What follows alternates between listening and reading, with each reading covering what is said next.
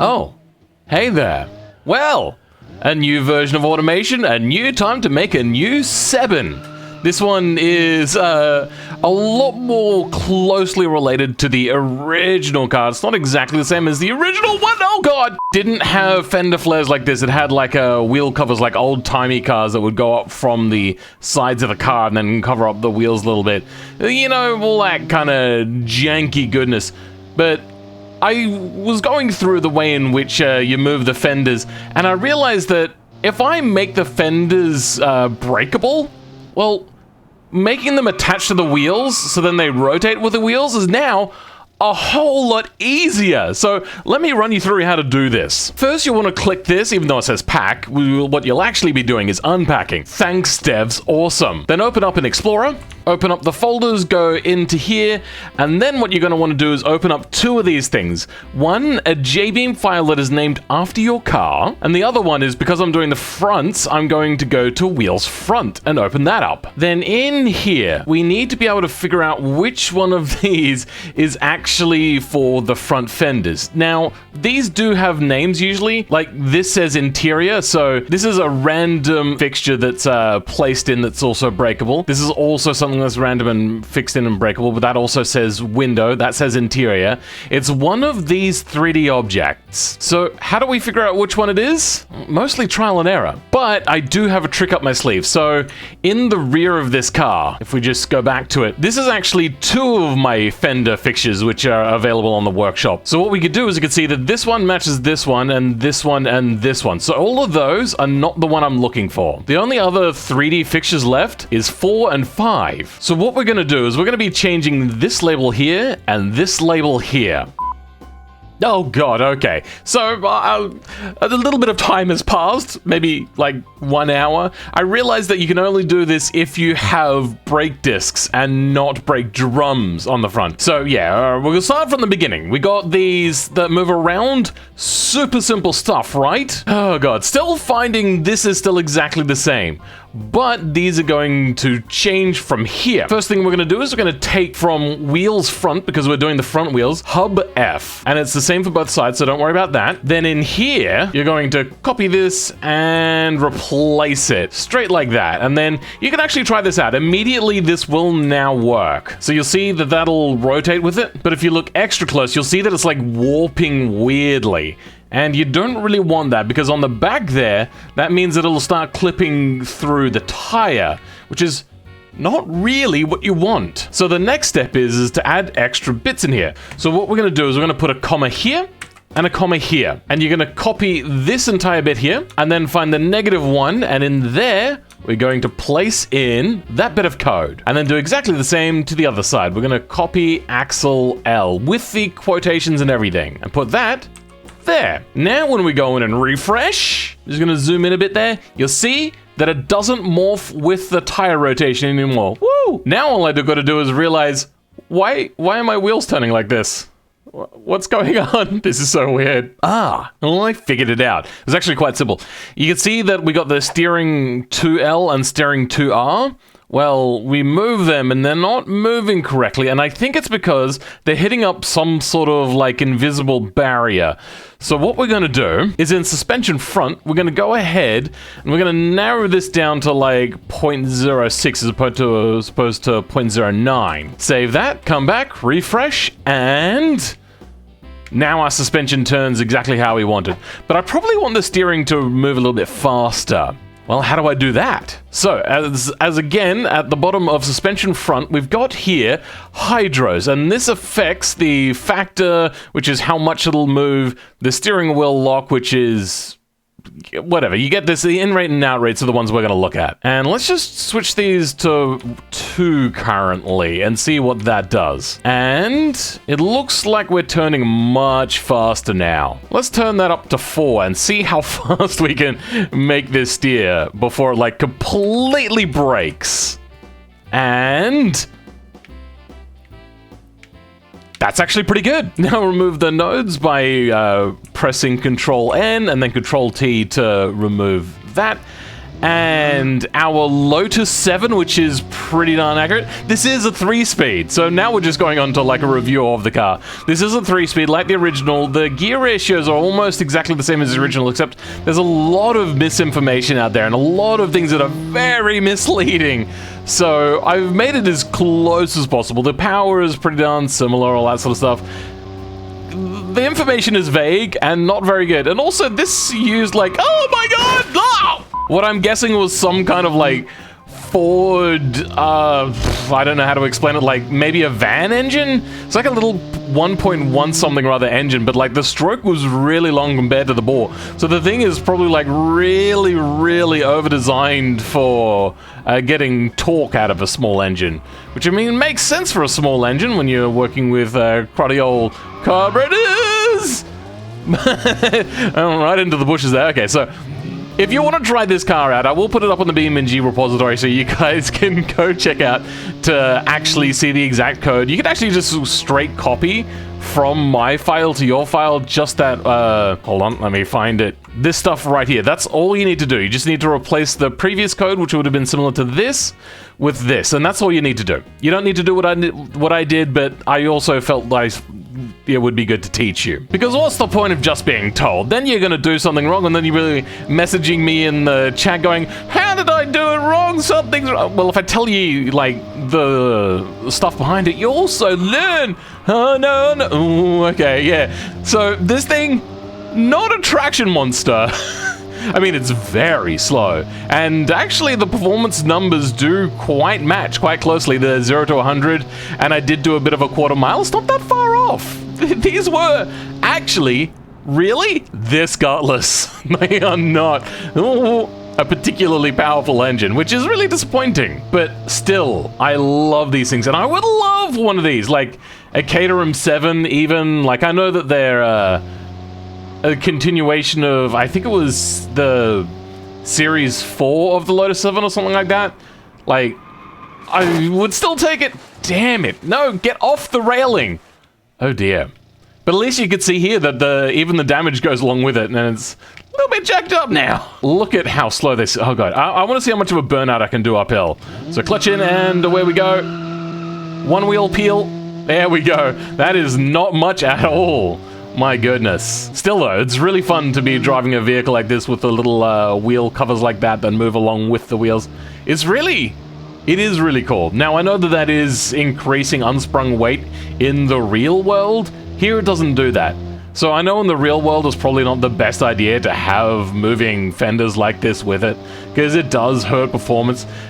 Honestly, I'm gonna be truthful here, I don't actually know why. But yeah, reducing unsprung weight apparently is a good thing. So, I mean, I know if I was to probably think about it for a while, I could probably figure out why it's a good thing. But without thinking about it, I don't know why. But still, I would love these fenders. I don't care.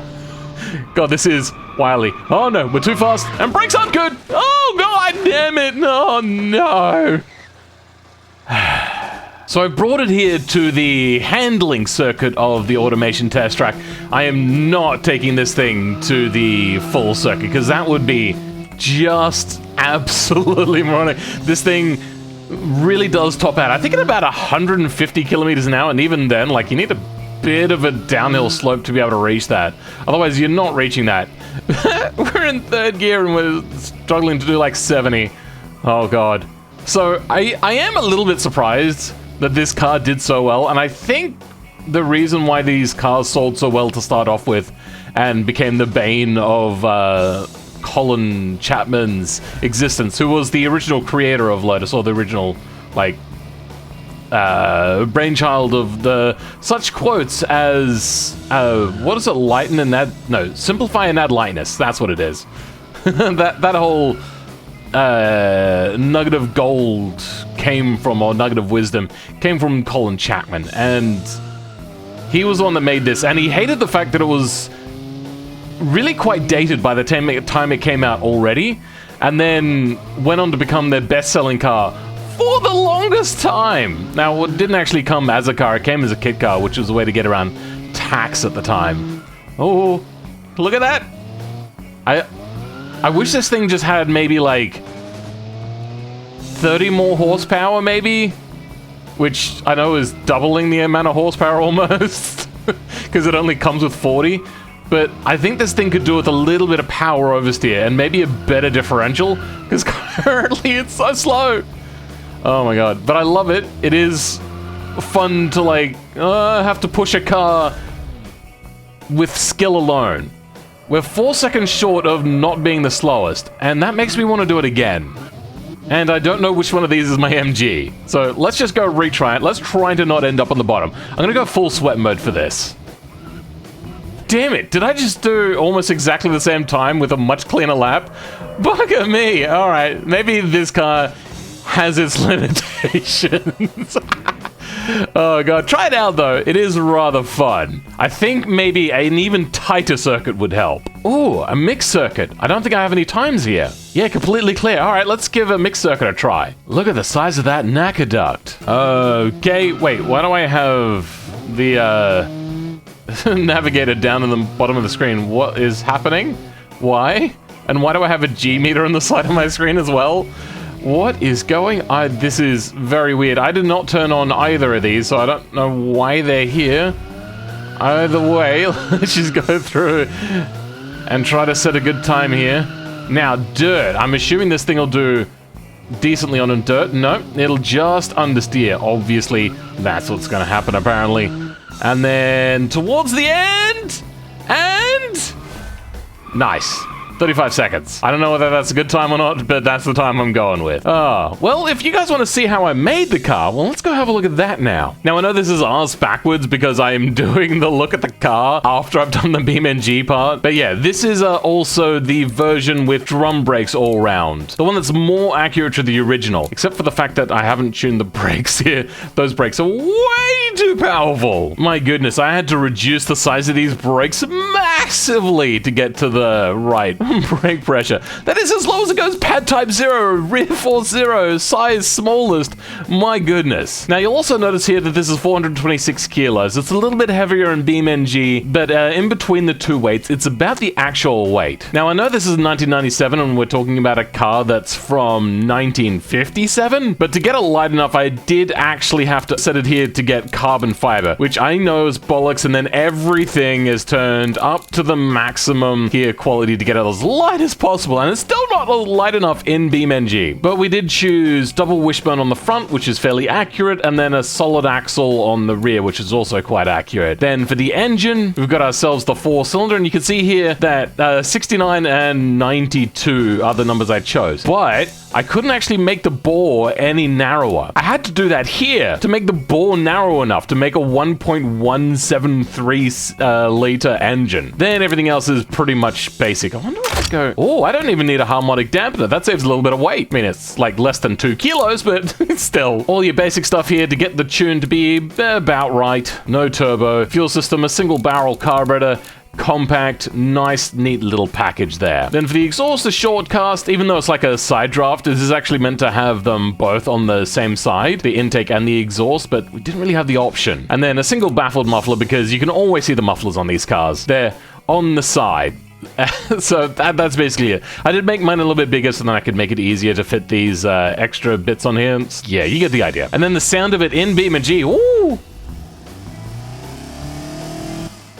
Oh yeah, brah. Oh yeah. That's the sound of power.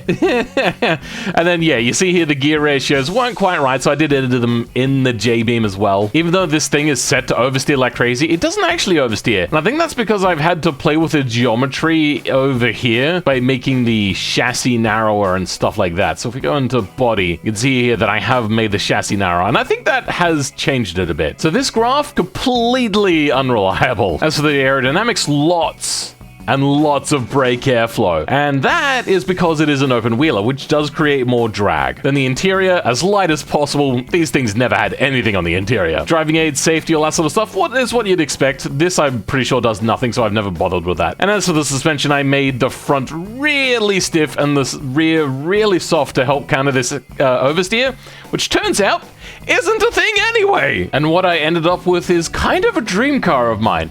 I would love a Lotus 7. I love small British sports cars that are underweight, lethargic, and just a riot to drive. These were so damn popular, and driving around here, I can see why. It is really cool, like the open top, all that sort of stuff, just driving around, having a blast. And I hope you guys have a blast with this as well. Oh god! Now, I am going to be realistic. 50's handling, not really the best. Oh god, just turn around. And BeamNG, please get better at controlling gearboxes and stuff. Wait, hold on, is this a drift challenge? Is that what that is? Conventional drift. Oh dear. This is not a good car for drifting. I can tell you right now. Alright, we're gonna have to control this gearbox manually. Otherwise it's gonna be complete jank. There we go, a little bit of a drift. Okay, well that sucked. Apparently we're not drifting yet. Oh god! You have to get such a crazy angle and this thing doesn't want to drift. That's a bit of a drift there. Come on. Don't be like that. There we go, that's a good drift. How much of an angle of a drift do you want? Jesus! 300 points. I think I have to get like 30,000 for a gold. So, this is not gonna be great. There we go, a little bit of a drift. Handbrakey. Handbrakey, I said. God damn it! And it just spins. This is not a good handling car, if we're entirely honest.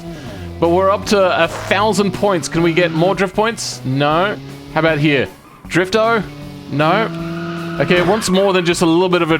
Oh, damn it. Can I... Good, I can refresh, thank God. And it hasn't removed all my points, so we're still good. Let's try to get some more points. Nope, okay.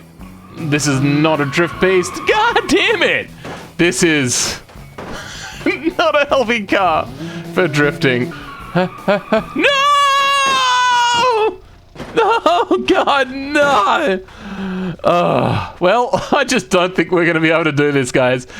So, I'll catch you guys next time. I hope you enjoyed this short little video, a little bit of information, and the new car to try out.